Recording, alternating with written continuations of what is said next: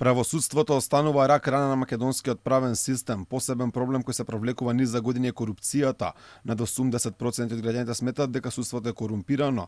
Овој проблем може да биде сериозна пречка на патот на Македонија кон Европската унија, каде состојбите во правосудството се една од клучните точки. Особено проблематично е што според анализите еден од најголемите проблеми во судството се и политичките притисоци. Според новинарот Сашо Димовски, кој долги години го следи овој сектор, без поддршка од политичките елити речиси невозможно да се стане судија во Македонија.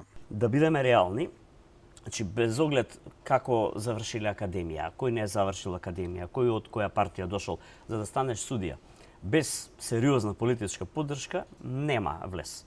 Таа сериозна политичка поддршка понатаму е прашање колку ќе можеш да ја истрпиш, затоа што тој што те ставил нормално нешто очекувал од тебе. Ќе бара врачка, да. Посебен проблем во Македонија е Уставниот суд, односно мешањето на политиката и во него. Особено тоа доаѓа по предлогот на СДС, уставен судија да стане Цветанка Иванова, која во моментов е генерален секретар на Собранието, а долги години беше партиски функционер кај социјалдемократите. Сашо Димовски како пример го дава изборот на Добрила Кацарска за претседател на Уставниот суд. За неј се гласа 5 гласа, 5 судии.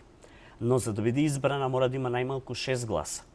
Таа е шестата која со своите два прста си го потврдува мандатот и си дава легитимитет како претседател. Без нејзиниот глас нема избор.